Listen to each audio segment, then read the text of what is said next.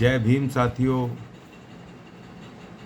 आपको पता है कि संसद शुरू है, बजट पर चर्चा हो रही है और मैं देख रहा हूं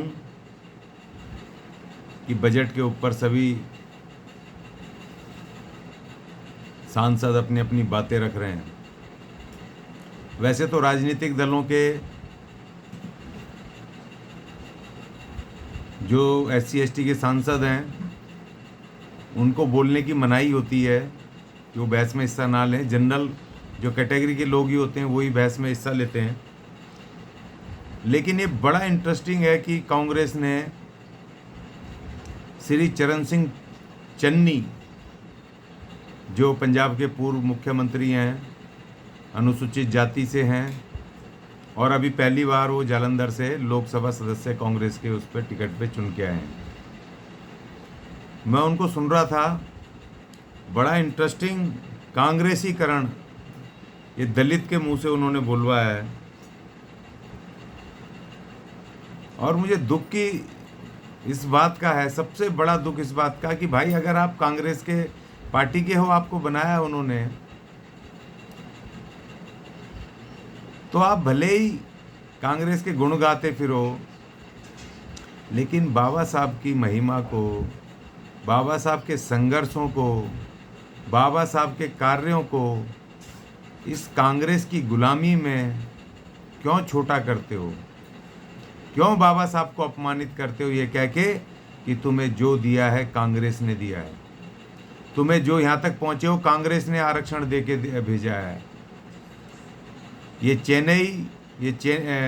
चन्नी ये बोल गया कि कांग्रेस द्वारा दिए गए आरक्षण की वजह से मैं यहाँ पहुँचा हूँ। मैं तो बड़े गरीब का घर का था, पढ़ाई लिखाई से लेके और राजनीतिक में जो आरक्षण कांग्रेस ने दिया। अरे भाई चन्नी जी, यह आरक्षण कांग्रेस की देन नहीं है। आप अगर यहाँ पर पहुँचे हो तो विशुद्ध रूप से बाबा साहब के महान त्यागों की वजह से, उनके कुर्बानियों की वजह से, उनके सेक्रीफाइस की वजह से और उनके डेडिकेशन की वजह से, अपने समाज के लिए दिए गए अधिकारों की वजह से पहुँचे हो। जब श्री गांधी को 1919 के आसपास जब कमान मिली थी ना कांग्रेस की, तब बाबा साहब साउथ ब्यूरो कमेटी के सामने बैठ करके हमारे लिए राजनीतिक आरक्षण की मांग कर रहे थे।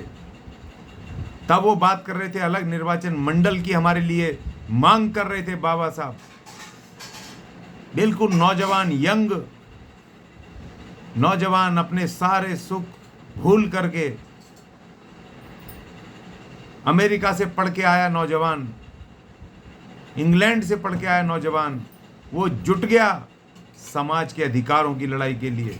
1919 में साउथ ब्यूरो कमेटी के सामने पहली बार बाबा साहब ने पृथक निर्वाचन मंडल की उन्होंने मांग रखी। पहली बार इस देश में अछूतों की राजनीतिक मांग किसी प्लेटफॉर्म से उठाई गई। बाबा साहब ने 1927 में, अरे भाई पढ़ो इन किताबों को, ये वॉल्यूम ये बाबा साहब के जो सरकार ने, भारत सरकार ने छपवाए हैं, खंड 4, इनको पढ़ो। ये 1927 की बात है। 17 मई 1927 को बाबा साहब ने मुंबई प्रेसिडेंसी, उस समय बम्बई थी प्रेसिडेंसी के सामने, सिविल सेवाओं में अपने अछूतों के लिए उन्होंने हिस्सेदारी की मांग कर दी थी। सिविल सेवाओं में उन्होंने मताधिकार की मांग कर दी थी। उन्होंने निर्वाचन में हिस्सेदारी की मांग कर दी थी। राजनीतिक अपने आरक्षण की मांग को दोहरा दिया था। शिक्षा में अछूतों के लिए शिक्षा देने की और उसके बजट को बढ़ाने की मांग की थी बाबा साहब ने। बाबा साहब को आप कह रहे हो कि ये बाबा साहब ने कुछ नहीं किया और ये आरक्षण आपको इन कांग्रेसियों को कांग्रेस ने दिया है। कांग्रेस ने आपको आरक्षित सीटों पर टिकट दिया है, कांग्रेस ने आरक्षण नहीं दिया। ये महान बाबा साहब की कृपा से है। और जब बाबा साहब 1928 में साइमन कमीशन के सामने बोल रहे थे, तब उन्होंने पृथक निर्वाचन मंडल की अछूतों की मांग को मजबूती से रखा। और जब बाबा साहब 1930 में पहले गोलमेज सम्मेलन में बोल रहे थे, तब उनकी 2 मांगे थी अपने अछूत वर्गों के लिए, 3 मांगे। एक तो ये अछूतों को अल्पसंख्यक का दर्जा मिलना चाहिए, दूसरा उनको पृथक निर्वाचन मंडल मिलना चाहिए राजनीति में, तीसरा कि नौकरियों में उनको अलग पृथक आरक्षण होना चाहिए। ये मांगों को लेकर के बाबा साहब लड़ रहे थे वहाँ पर।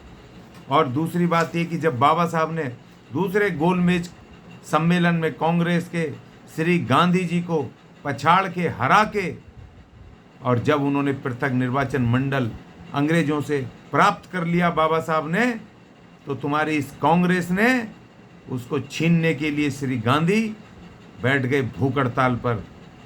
भूल गए, बाबा साहब को मजबूर किया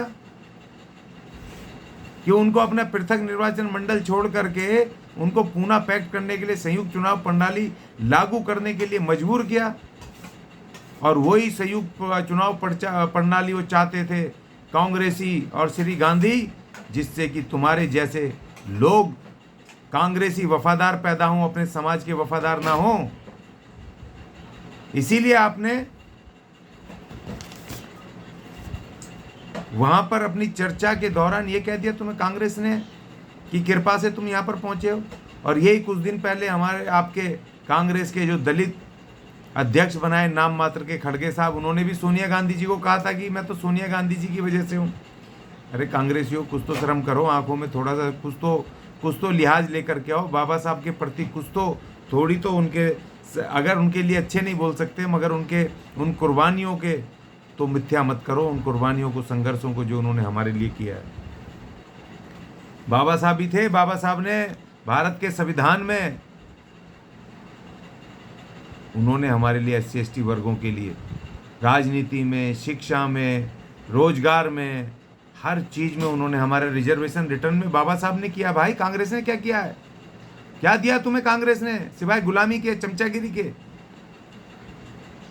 तुम इस बात से तो गए, बजट पे भाषण था, और तुम भाषण किस पे कर रहे हो? तुम निजीकरण पे वो कर रहे हो, चर्चा कर रहे हो, तुम किसानों के मुद्दों पे बात कर रहे हो, तुम इमरजेंसी की बात कर रहे हो, तुम डॉक्टर मनमोहन सिंह को वहाँ पाक साहब बताने के लिए उनके ऊपर उनकी चर्चा कर रहे हो, तुम और दूसरे मुद्दों पे बात कर रहे हो, लेकिन तुमने ये मुद्दा नहीं छेड़ा कि जो बाबा साहब ने हमें भारत के धन, धरती और उसमें जो हमें हिस्सेदारी दी है, वो बजट में हमारी हिस्सेदारी आपने क्यों कम कर दी? क्यों हमारे साथ धोखा किया? क्यों SC ST के जो फाइनेंशियल, जो SC ST कंपोनेंट प्लान और ट्रैवल कंपोनेंट, सब कंपोनेंट प्लान का पैसा है, क्यों तुमने कम कर दिया? क्यों हमारे लाखों करोड़ रुपए मार दिए? और क्यों नहीं तुम हमें 22.5% हमारे हिस्से का हिसाब से तुम हमें वो हमारा वो स्टेक देते, हिस्सेदारी देते उसमें, बजट में? ये बात नहीं करी आपने। ये पार्टी की, इसकी मनुवादी पार्टी BJP की निंदा नहीं की आपने कि SC ST के बजट के ऊपर उन्होंने सेंधमारी कर दी, अनदेखा कर दिया, उसको कम कर दिया, उस पे बजट पे चर्चा नहीं की आपने। बजट पे क्या चर्चा की भाई? बजट का और इमरजेंसी का क्या लेना देना भाई? इमरजेंसी का, बजट का क्या लेना देना? डॉक्टर मनमोहन सिंह को वो डॉलर का रुपया गिरने के ऊपर जो नरेंद्र मोदी ने कहा था, उसको अभी आप उसको जस्टिफाई कर रहे थे, उसका यहाँ पर क्या लेना देना यार? बजट के ऊपर बोलो। अब 48 लाख करोड़ का बजट, और SC ST को क्या मिला है? कांग्रेस की वहाँ वफादारी करके बता रहे हो कि तुम्हें तो कांग्रेसियों ने आरक्षण दिया। कांग्रेसियों ने आरक्षण नहीं दिया, कांग्रेसियों ने तमाम अनुसूचित जाति जनजातियों के विरुद्ध षड्यंत्र किया, जिसकी वजह से SC ST की तमाम जातियों को इक्वल रिजर्वेशन, उसका डिस्ट्रीब्यूशन नहीं हो सका। वो तो मजबूरी थी उसकी, रिजर्वेशन को उसके हाल पे छोड़ दिया। कांग्रेस ने कोई पॉलिसी नहीं बनाई रिजर्वेशन को डिस्ट्रीब्यूट करने के लिए among the all SC ST communities, तमाम कास्टों के अंदर उसको इक्वल डिस्ट्रीब्यूशन की कोई उसने वो पॉलिसी नहीं बनाई। कांग्रेस ने तो इस आरक्षण को खत्म करने के लिए निजीकरण 1992 में लेके आए। जिस निजीकरण को आप BJP पे थोप रहे हो, वो निजीकरण तो कांग्रेस लाई थी भाई, तुम्हारी सरकार लेकर के आई थी। और उसी निजीकरण पे मनमोहन सिंह ने भी खूब बेचा, अटल बिहारी वाजपेयी ने भी खूब बेचा, और अब मोदी जी भी बेच रहे हैं। तो भाई आपको क्या तकलीफ हो रही है? नीतियां तो तुम्हारी थी ना निजीकरण की, और उस निजीकरण से, कांग्रेस की लाए हुए निजीकरण से आज तक हमारी सरकारी नौकरियों में भारी करीब करीब 100% रिजर्वेशन खत्म हो गया। उसके ऊपर आप नहीं बोलोगे, उसके ऊपर चर्चा नहीं करोगे। आप चर्चा क्या कर रहे हो कि आपको कांग्रेस के ने बड़ी कृपा की, जो आपको आरक्षण दे करके आपको आगे बढ़ा दिया। अरे आप ये बोलते कि बाबा साहब द्वारा दिए हुए रिजर्वेशन की बदौलत कांग्रेस ने मुझे रिजर्व सीट पे टिकट दे करके मुझे यहाँ संसद में भेज दिया, तो अब तो मुझे कोई आपत्ति नहीं होती।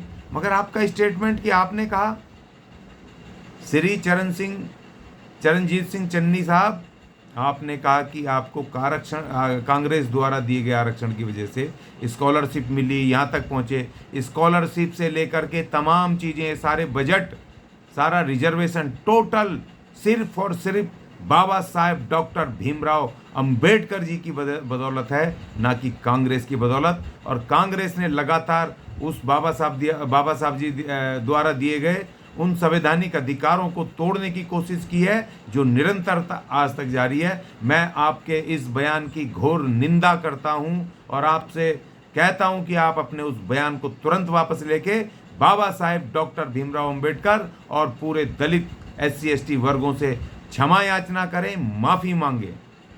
जय भीम, जय भारत, जय संविधान।